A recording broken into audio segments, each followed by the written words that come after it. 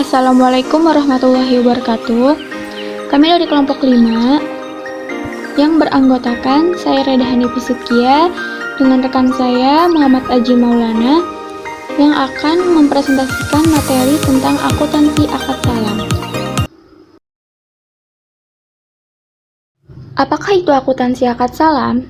Menurut Wiroso 2011, salam adalah akad jual beli muslam fi'ih barang pesanan dengan penangguhan pengiriman oleh muslam ilahi penjual dan pelunasannya dilakukan segera oleh pembeli sebelum barang pesanan tersebut diterima sesuai dengan syarat-syarat tertentu. Akad salam paralel merupakan kegiatan pembiayaan yang diberikan oleh bank syariah. Bank dapat bertindak sebagai pembeli atau penjual. Jika bank syariah bertindak sebagai penjual, kemudian memesan kepada pihak lain untuk menyediakan barang pesanan dengan cara salam. Akuntansi salam dinyatakan dalam PSAK 103 tentang akuntansi salam sebagai berikut.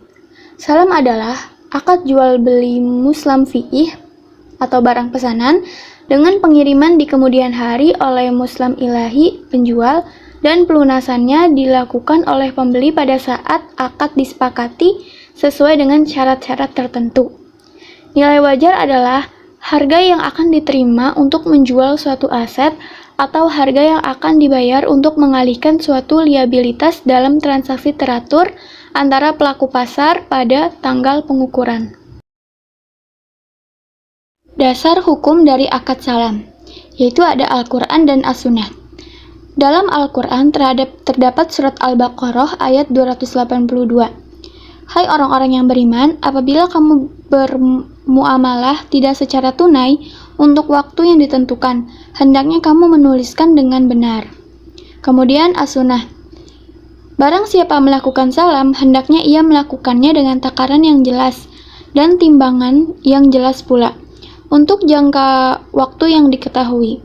Hadis riwayat Bukhari Muslim. Selanjutnya rukun salam yaitu ada muslam atau pembeli, muslam ilaih atau penjual, muslam fi'ihi atau barang atau hasil produksi, modal atau uang, sikhat atau ijab kabul. Kemudian syarat-syarat salam. Yang pertama ada pihak yang berakad, yang kedua ridho dua belah pihak atau tidak ingkar janji, yang ketiga cakap hukum. Tentang karakteristik Islam. Oke, ketentuan tentang pembayaran. Yang pertama, alat bayar harus diketahui jumlah dan bentuknya.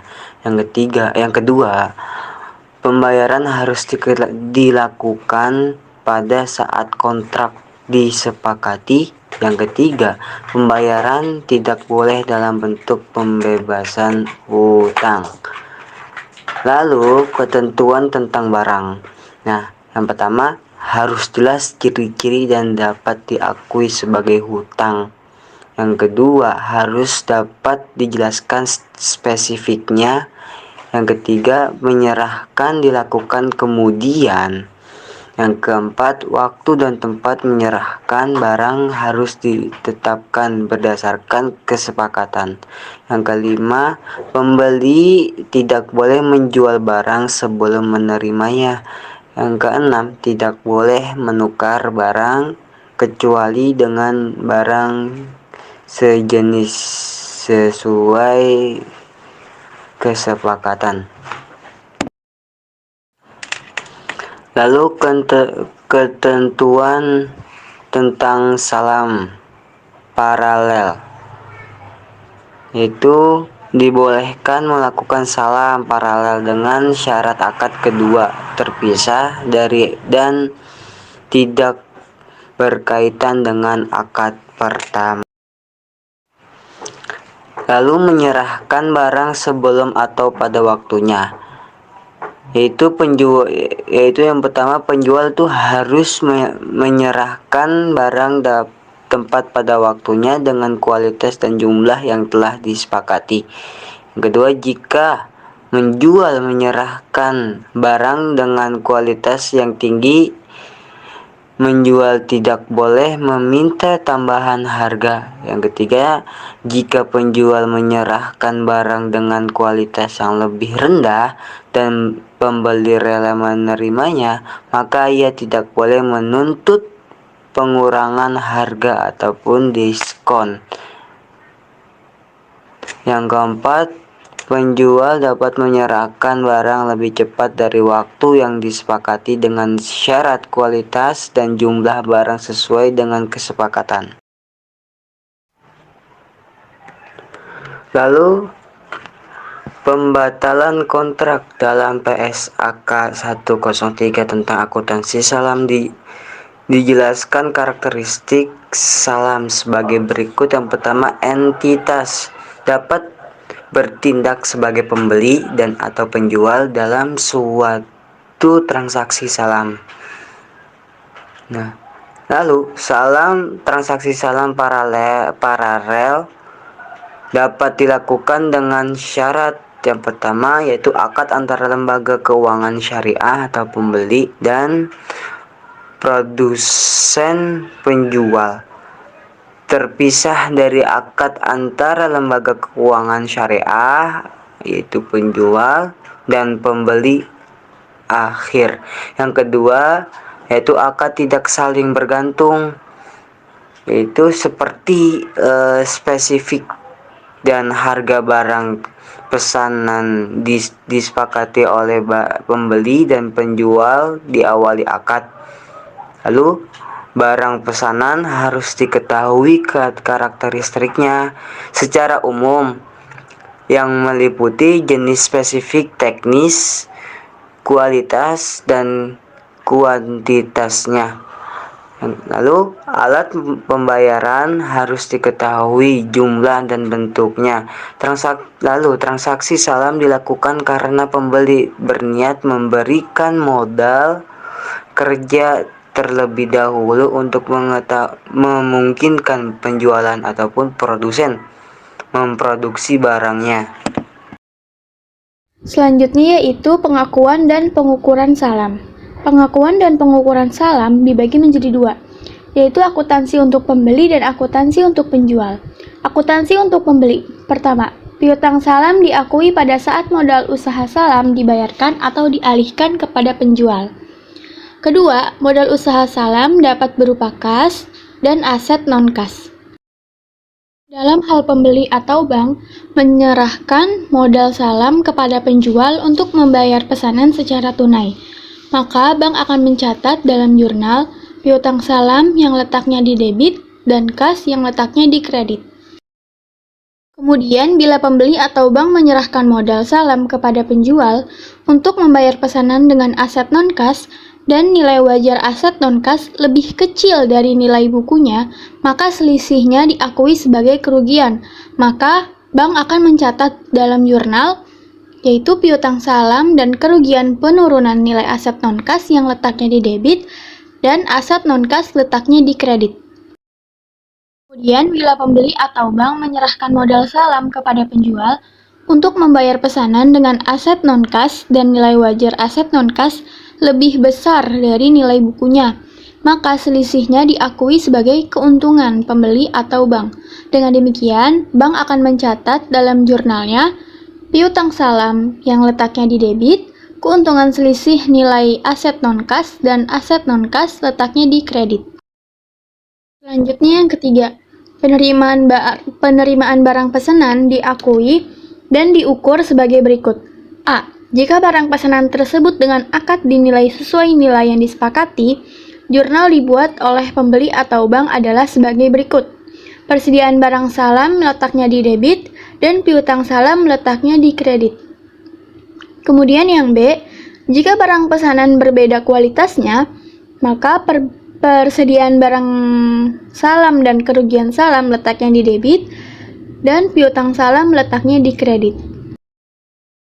Yang keempat, jika pembeli tidak menerima sebagian atau seluruh barang pesanan pada tanggal jatuh tempo pengiriman, maka yang pertama, jika tanggal pengiriman diperpanjang, maka nilai tercatat piutang salam sebesar bagian yang belum dipenuhi sesuai dengan nilai yang tercantum dalam akad. Yang kedua, pembeli menerima sebagian barang dan sebagian lagi tertunda.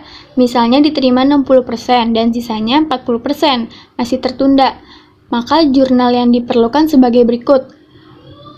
Persediaan barang salam letaknya di debit dan piutang salam letaknya di kredit.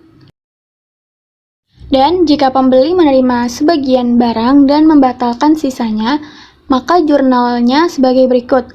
Persediaan barang salam 60% letaknya di debit, piutang kepada penjual letaknya di debit, dan piutang salam letaknya di kredit.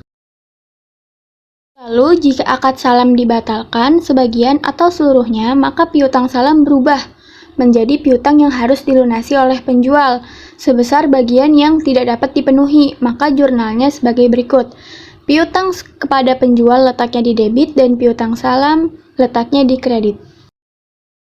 Kemudian, jika akad salam dibatalkan sebagian atau seluruhnya dan pembeli memiliki jaminan atas barang pesanan, jika hasil penjualan jaminan tersebut lebih kecil dari nilai piutang salam, maka selisih antara keduanya diakui sebagai piutang kepada penjual. Adapun jurnalnya, kas dan piutang kepada penjual letaknya di debit, sedangkan piutang salam letaknya di kredit. Begitupun sebaliknya, jika hasil penjualan lebih besar dari nilai tercatat piutang salam, maka selisihnya menjadi hak penjual. Yang mana jurnalnya, kas letaknya di debit, rekening penjual dan piutang salam letaknya di kredit.